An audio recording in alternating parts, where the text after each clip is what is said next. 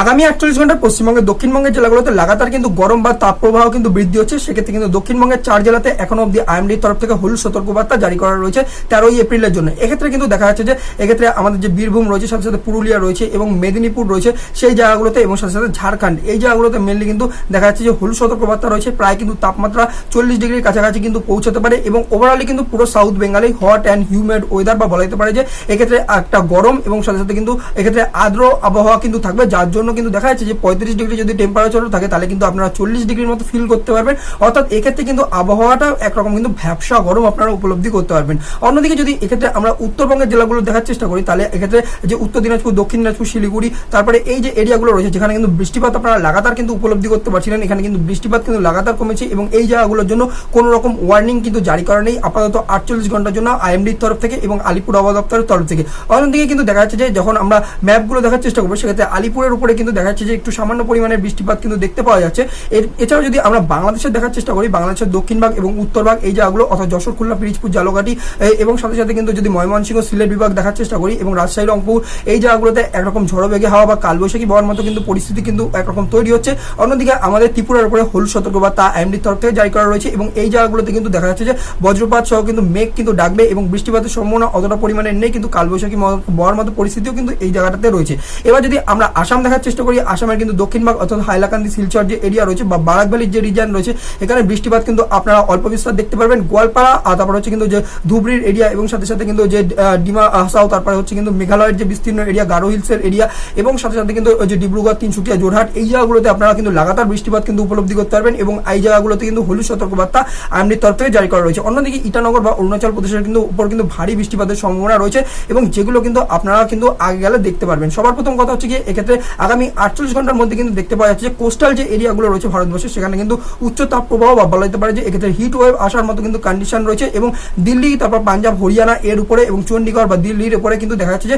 এক্ষেত্রে ভালো রকম সার্ফেস উইন্ড বা বলা যেতে পারে ঝড়ো বেগে হাওয়াও কিন্তু বইতে পারে। তো নমস্কার বন্ধুরা, আমি রয়েছি অভিজিৎ। আজকের আবহাওয়া দর্পণে আলোচনা করবো আগামী 48 ঘন্টায় পশ্চিমবঙ্গ এবং তার পার্শ্ববর্তী এরিয়ার সাথে বাংলাদেশ এবং ভারতবর্ষে কিভাবে আবহাওয়া অ্যাডভান্স করছে সেগুলো নিয়ে আমরা দেখবো। এবার সবার প্রথম কথা হচ্ছে কি দক্ষিণবঙ্গে দেখা যাচ্ছে যে এক্ষেত্রে বৃষ্টিপাতের কোনো সম্ভাবনা নেই, কিন্তু কেন এখানে বৃষ্টিপাতের সম্ভাবনা নেই সেটা যদি আমরা বোঝার চেষ্টা করি তাহলে 850 হেক্টোপাস্কেলের ম্যাপ এবং সাথে সাথে কিন্তু 925 হেক্টোপাস্কেলের ম্যাপ দেখতে হবে। প্রথম কথা হচ্ছে কি 925 হেক্টোপাস্কেল দেখতে পাচ্ছেন যে একটা অ্যান্টি সাইক্লোনিক কন্ডিশন কিন্তু তৈরি হয়েছে বর্তমানে, যার জন্য কি হচ্ছে কি উচ্চচাপ থেকে নিম্নচাপে কিন্তু বর্তমানে হাওয়াগুলো বইছে। এবার দেখা যাচ্ছে সমুদ্র থেকে জলীয় বাষ্পপূর্ণ হাওয়া কিন্তু এক্ষেত্রে ল্যান্ডের দিকে আসতে চাইলো, যেহেতু কিন্তু অ্যান্টি সাইক্লোন চলছে যার জন্য কিন্তু এক্ষেত্রে ল্যান্ড অব্দি কিন্তু পৌঁছতে পারছে না এই হাওয়াগুলো জলীয় বাষ্প নিয়ে। এবার যার ধরুন কি হচ্ছে কি 850 হেক্টোপাস্কেলে কিন্তু দেখতে পাওয়া যাচ্ছে যে এখানে কোনো রকম ভাবে কিন্তু এখানে মেঘে কিন্তু জলীয় বাষ্প কিন্তু তাই আসতে পারছে না, আর যার জন্য কিন্তু সাউথ বেঙ্গল বর্তমানে কিন্তু বৃষ্টিপাতের সম্ভাবনা নেই। আর সেম রকম কন্ডিশন কিন্তু বর্তমানে দেখা যাচ্ছে যে এখন বাংলাদেশেও কিন্তু রয়েছে। এবার অন্যদিকে যদি আপনারা 500 পাস্কেলের ম্যাপ দেখার চেষ্টা করেন তাহলে সেক্ষেত্রে দেখতে পাচ্ছেন যে জেট স্ট্রিম কিন্তু কতটা প্রমিনেন্ট বা কতটা কিন্তু শক্তভাবে বইছে বর্তমানে। এর জন্য কিন্তু দেখা যাচ্ছে যে এখানে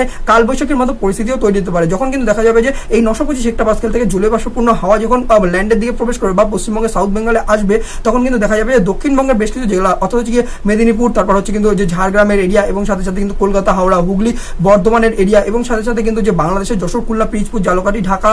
এবং সাথে সাথে কিন্তু আপ টু ময়মনসিংহ এই এরিয়াগুলো, এই জায়গাগুলোতে আপনারা কিন্তু কালবৈশাখী বওয়ার মতো পরিস্থিতিও কিন্তু তৈরি করে দেবে এই 500 হেক্টোপাস্কেলে যেভাবে কিন্তু জেট স্ট্রিম বইছে এবং তার সাথে সাথে যখন নিচ থেকে কিন্তু জলীয় বাষ্পপূর্ণ হাওয়া আসবে, দুটো হাওয়া যখন একসাথে মিশবে তখন কিন্তু দেখা যাবে যে এই জায়গাটাতে একটা কালবৈশাখীর মতো পরিস্থিতিও তৈরি করবে। এবং অন্যদিকে যদি আমরা উত্তর ভাগে দেখার চেষ্টা করি, শিলিগুড়ি, জলপাইগুড়ি, কোচবিহার এই জায়গাগুলোতে কিন্তু বৃষ্টিপাত নেই বললেই চলে, কারণ কিন্তু উত্তরবঙ্গে কিন্তু কোনো রকম ভাবে কিন্তু সেই জলীয় বাষ্পপূর্ণ হাওয়া কিন্তু পৌঁছাতে পারছে না এবং সাথে সাথে কিন্তু ওয়েস্টার্ন ডিস্টারবেন্সও কিন্তু এখন বর্তমানে নেই, যার জন্য কিন্তু এই জায়গাগুলোতে কিন্তু বর্তমানে বৃষ্টিপাতের চান্সেস কিন্তু নেই। এবার দ্বিতীয় কথা যদি আমরা দেখার চেষ্টা করি যে এক্ষেত্রে আমাদের আসামের এরিয়াগুলো, তো এই জায়গাগুলোতে কিন্তু সামান্য পরিমাণের বৃষ্টিপাত কিন্তু রয়েছে এবং সাথে সাথে এই জায়গাগুলোতে দেখা যাচ্ছে যে কিছু পরিমাণের কিন্তু যেহেতু একটা সাইক্লোনিক সার্কুলেশন আসামের উপরে রয়েছে 850 হেক্টোপাস্কেলের ম্যাপে দেখা যাচ্ছে, তো তার জন্য কিন্তু এই জায়গাগুলোতে হালকা পরিমাণের বিস্তার কিন্তু বৃষ্টি হবে এবং সাথে সাথে কিন্তু যে আমাদের যে মেঘালয় রয়েছে এবং গারো হিলসের এরিয়া রয়েছে এই জায়গাগুলোতে আপনারা একটু বৃষ্টি দেখতে পারেন এবং সাথে সাথে যে সিলেটের এরিয়া, ময়মনসিংহের এরিয়া এই জায়গাগুলোতেও একটু হালকা অল্প বিস্তার আপনারা বৃষ্টিপাত দেখতে পারেন। এবং এই কারণেই কিন্তু আপনারা ত্রিপুরার উপরে গোমতী, সিপাহী জেলা এবং সাথে সাথে কিন্তু যে ঊনকোটি রয়েছে এবং সাথে শিলচর, বারাকভ্যালির যে রিজন রয়েছে এই জায়গাটাতে হালকা পরিমাণের কিন্তু মেঘ রয়েছে আকাশে এবং যার জন্য কিন্তু বজ্রপাত সহ কিন্তু একরকমের ঝড়ো বেগে হাওয়া এই জায়গাগুলোতে বইতে পারে। এবং অন্যদিকে যদি আমরা আকাশের দিকে মানে আর কি পাহাড়ের দিকে দেখার চেষ্টা করি তাহলে সেক্ষেত্রে ইটানগর এবং সাথে সাথে কিন্তু যে আসামের এরিয়া রয়েছে এই জায়গাগুলোতে ওয়েস্টার্ন ডিস্টারবেন্সের জন্য কিন্তু হালকা অল্প বিস্তার কিন্তু বৃষ্টিপাত রয়েছে। এবার 850 হেক্টোপাস্কেলের ম্যাপ রয়েছে সেখানে দেখতে পাচ্ছেন যে কিভাবে কিন্তু যে একটা সাইক্লোনিক সার্কুলেশন রাজস্থানের উপরে রয়েছে যার হাওয়ায় কিন্তু বর্তমানে কিন্তু দিল্লি দিল্লি, তারপর পাঞ্জাব এবং হরিয়ানা এবং সাথে সাথে চণ্ডীগড়ের উপর থেকে বয়ে আসছে, এবং যার জন্য এই জায়গাগুলোতে কিন্তু দেখা যাচ্ছে যে একরকম ঝড়ো বেগে হাওয়া বইতে পারে। কিন্তু বর্তমানে কিন্তু দেখা যাচ্ছে যে এই জায়গাগুলোতে খুব বেশি কিন্তু টেম্পারেচার বৃদ্ধি হবে না, এবং পশ্চিমবঙ্গে যে নর্থ বেঙ্গল রয়েছে সেখানেও কিন্তু খুব বেশি টেম্পারেচার এই হাওয়া কিন্তু বৃদ্ধি হতে দেবে না। তো এই হচ্ছে কিন্তু আগামী 48 ঘন্টার আপডেট। তো বন্ধুরা, ভিডিওটা আপনারা কোন জায়গাতে দেখছেন অবশ্যই কমেন্ট বক্সে জানাবেন। আর এরকম যদি আপনারা রেগুলার আবহাওয়া সম্পর্কিত আপডেট পেতে চান তাহলে আবহাওয়া দর্পণকে অবশ্যই ইউটিউবে সাবস্ক্রাইব করে নেবেন। তো বন্ধুরা, দেখা হচ্ছে আপনার সাথে পরবর্তী ভিডিওর আপডেটের সাথে।